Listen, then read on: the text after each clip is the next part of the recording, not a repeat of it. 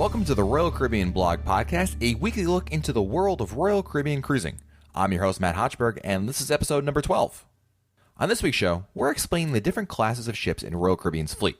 Royal Caribbean's fleet is comprised of 21 ships, and they're not all the same. Let's look at the different classes of Royal Caribbean ships and explain the similarities and differences among them. We'll talk about what's unique about the ships, what sort of itineraries you typically see with each class, and who might want to go on each class of ships. Here we go. So Royal Caribbean currently operates 6 classes of cruise ships that make up 21 ships in the fleet. Each class is fairly unique in terms of the amount of passengers they can handle, as well as some of the unique offerings.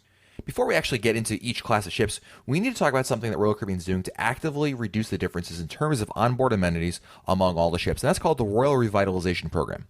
This program is a fleet-wide upgrade to bring upgrades and amenities first seen on Oasis-class ships to all the ships in the fleet. This program helps address the notion that older ships in the fleet are worse, quote-unquote, in terms of onboard experience than newer ships. It also breathes new life into the older ships that are still quite capable, but lack the wow factor that Royal Caribbean is always marketing with their newer ships. Some examples of these upgrades and additions include additional staterooms, an outdoor movie screen near the pool, new dining venues, digital signage, Wi-Fi internet access across the entire ship, concierge and diamond lounges, and even a nursery. This program is actively being worked on right now as we speak, but the program is close to, if not more than halfway done, although there are still some ships that have not gotten it, but every single ship in the fleet is scheduled to get one, except for one, and we'll talk about that in a little bit. So let's go right into the classes and describe each one in particular. So we're going to start with the smallest and work our way up to the top. We're going to start with Sovereign Class. Now, Sovereign Class, there's actually only one ship remaining in this class, that's Majesty of the Seas. There used to be 2 other ships in this class, Monarch of the Seas and Sovereign of the Seas. Both of these ships were transferred to a subsidiary cruise line called Pullmantur. That's how Royal Caribbean retires ships these days. They take the old ships, ship them off to a subsidiary, they get repainted, a couple upgrades, and they're put into a different fleet. Anyway, the interesting thing about Sovereign Class, if you remember, is Sovereign Class ships were the first mega ships in the cruising industry all the way back in 1988.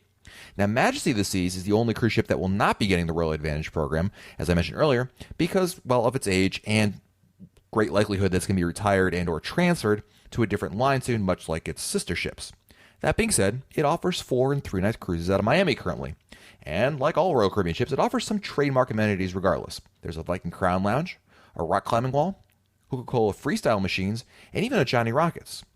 Now, Majesty isn't the best ship in the fleet for someone new to cruising, or Royal Caribbean for that matter, because of its age, kind of small size, and it's kind of a sentence of sooner rather than later it's going to be retired. So it's not the best foot forward in terms of the first ship you'd want to see. But it is good, actually, for Floridians or anyone else looking for a quick escape on a Royal Caribbean ship. Often, the prices that are offered at Majesty of the Seas are quite good and very competitive, and you can often find, especially during slower times of the year, really, really good deals on it. You just have to keep in mind what kind of ship this is, and you'll be fine and keep your expectations in line. The next class of ships is called Vision Class. Vision Class, it's kind of an oddball class, only because technically speaking, it's not really a class. It's really 3 pairs of sister ships, and each pair is slightly different than the other 2 pairs. So we call it a class, but technically speaking, it's not really. Some ships are actually smaller than the Sovereign Class, while other pairs are the same or even slightly larger. There are 6 ships in this class: Legend of the Seas, Splendor of the Seas, Grandeur of the Seas, Rhapsody of the Seas, Enchantment of the Seas, and Vision of the Seas. Now, once Vision of the Seas finishes its refurbishment, actually this month, the entire class will be upgraded with the Oasis class amenities that we talked earlier in the Royal Advantage program. Now, this program has really breathed a lot of life, and I think of all the classes of ships, the Vision class has benefited the most. These ships have gotten a lot of great upgrades to them, and they've really been, like Rhapsody this season is a great example of this, and Splendor as well. They were the showpieces, really the examples of what new life, what these upgrade program really means to these old ships. Now, they're small ships, but they're usually workhorses where they're offered, and usually that's in the United States and Europe, although you can find Vision class ships in South America and even Australia. It's another good choice for a veteran Royal Caribbean fan who wants to try some new things out, or anyone that's really near a non-major cruise port. A great example of this is Grandeur of the Seas is currently being offered out of Baltimore, and you have Enchantment of the Seas out of Port Canaveral. Again, good options for different lengths of cruises, and they're really not bad at all. I'd probably hesitate to recommend a Vision class ship for a first timer just because I think the other class of ships we're going to be discussing soon are a much stronger sell. That being said, I don't think it's a bad choice because, again, if you live in Baltimore, perhaps Seattle or one of these other ships is near you, it's not a bad choice to go on. Again, it's not one of the premier ships in the fleet, but it still does a great job, and it is a lot of fun. Next up, we're going to go to Radiance class. And Radiance class is often described as the most beautiful of Royal Caribbean's classes of ships. There's lots of glass and wood. In fact, there's over 3 acres of glasses. You have glass exterior viewing elevators, lots of balconies, and views of the ocean nearly everywhere. Now, there are 4 ships in the Radiance class: Radiance of the Seas, Brilliance of the Seas, Serenade of the Seas, and Jewel of the Seas. Now, like Vision class, it's a small ship, but it's actually larger than the other 2 classes of ships. It has a retractable glass roof over the pool, actually the solarium area, although even though it's retractable, it never actually seems to retract. It seems it's kind of something people picked up on that doesn't ever do that, but theoretically it can. Now, Radiance class can also pass through the Panama Canal, making it one of the larger Royal Caribbean ships that can pass through the Panama Canal, because, as we're going to discover in some of the bigger classes of ships that we're about to get to, they cannot. So it's the largest of the small, if that makes any sense. Now, I think Radiance class is great for veterans and even new cruisers as well.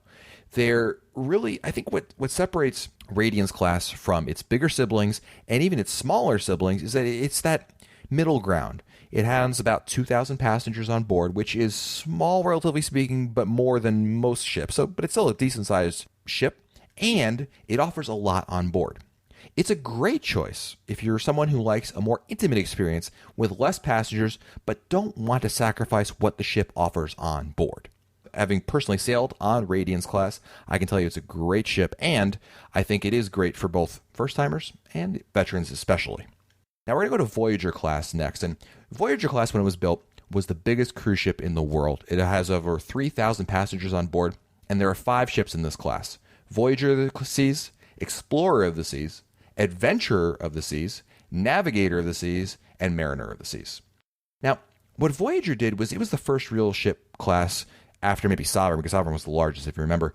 Voyager class was the first to really innovate majorly and offer some what are now iconic Royal Caribbean firsts. These include the Royal Promenade, which on Voyager class is a 350-foot indoor mall that has some pubs, shops, bars, and more, and that really was a big deal. And you also have the ice skating rink, again, a Royal Caribbean first and something that's been rolled out with every class since then. Navigator of the Seas and Mariner of the Seas are actually second-generation Voyager-class ships, and they feature glass stateroom balconies that extend out from the superstructure of the ship. So, slight difference, but otherwise pretty much the same. And the ships have really spread around the world now and become one of the best ships in the fleet, in my opinion.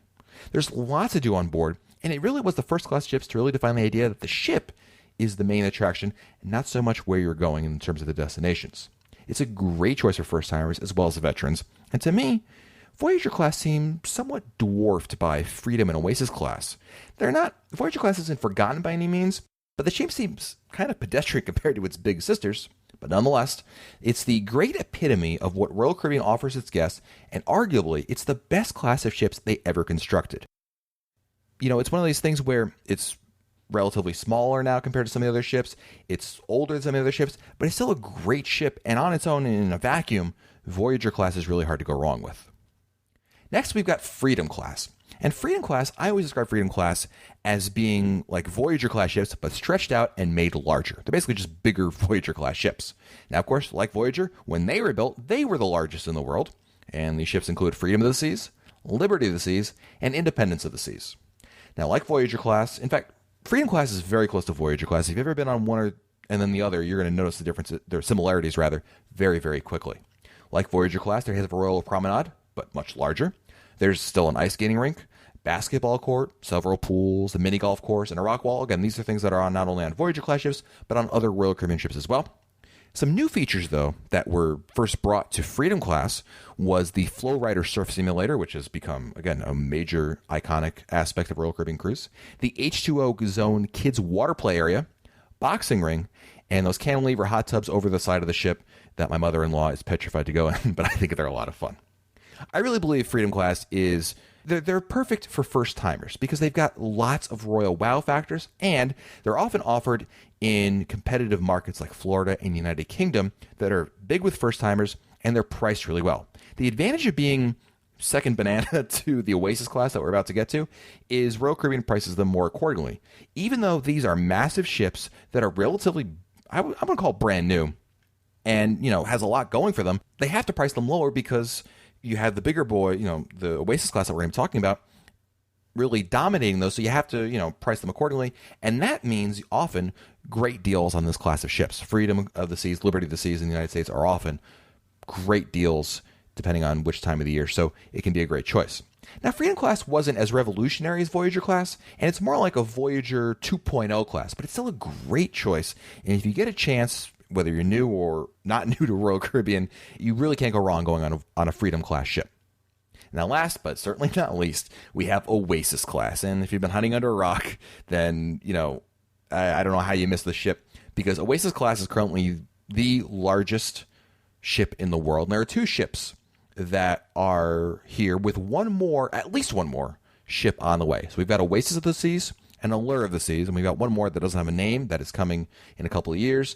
And there's a possibility that they could add up to 2 more beyond that, so they'll bring it theoretically up to 5 at the very least. Now, Oasis class is a class of ship that redefined what a cruise ship can be, as well as really put Royal Caribbean back on the map again. Not that they were doing bad or anything, but this really was like Royal Caribbean likes to use the WOW. That's like their marketing slogan. But this really added the WOW back to cruising because people could not believe what Royal Caribbean was putting on the ship. As I mentioned, largest ship in the world currently, and offers everything that we've talked about the other classes have and more. They were the first ship to offer Broadway shows on board. There is one also in Liberty of the Seas, so technically it's not unique, but they were the first to add to Oasis class. There are 2 flow riders. That's right, 1 flow rider, not enough. They added 2. There's the Aqua Theater, there's a Rising Tide bar, and the entire fleet of ships outside of Oasis class got upgrades so that they could be more like Oasis class. That says a lot because that has never happened before. And oh yeah, they added a huge park in the middle of the ship called Central Park that offers a first for not only Royal Caribbean, but also the entire cruise industry in that a real park inside of the ship. There's also zip lining on board the ship. It's really just a lot of innovations in one ship class. Now, Oasis class is massive, but it's more than just a bigger copy of its sibling ships. If you remember, Freedom class was more like a larger Voyager class. Oasis is just totally different. They added a whole new concept called neighborhoods to help break up the ship and help with the navigation of guests. Because if you're going to be this massive, which it is, you need a way to make it a little more easier to get around. And the neighborhood concept was revolutionary for cruise ships, and it's really worked out quite well. Now, because it's the biggest in the world, understandably, there are a lot of people on board. In fact, there's about 5,500 if the ship is completely full. Now, that sounds like a lot of people on one ship, and it is.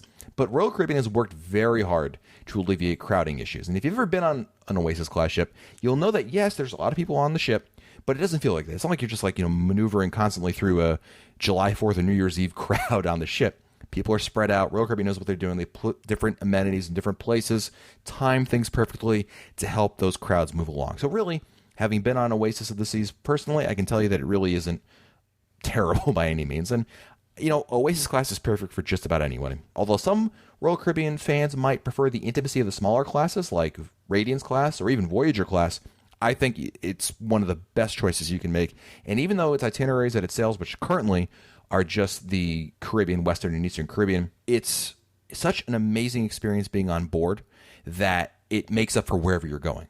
And I mentioned earlier some of the other classes of ships being destinations themselves. Oasis of the Seas and Allure of the Seas, for that matter, blow that concept out of the water. They are just floating cities and well worth staying on board despite the cool ports that you go to.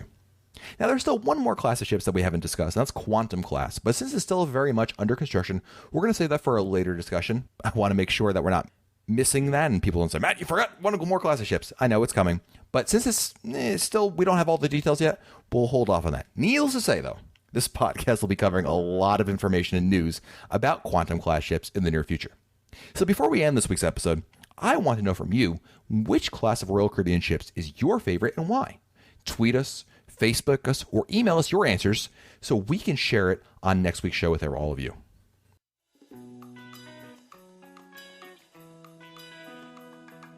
As always, we've got some listener feedback to discuss, and this comes through Twitter, Facebook, and email, even our voicemail. So if you want to be a part of Royal Caribbean Blog. We encourage you, because I want this to be about you. You can tweet us. We are at the RCL Blog on Twitter.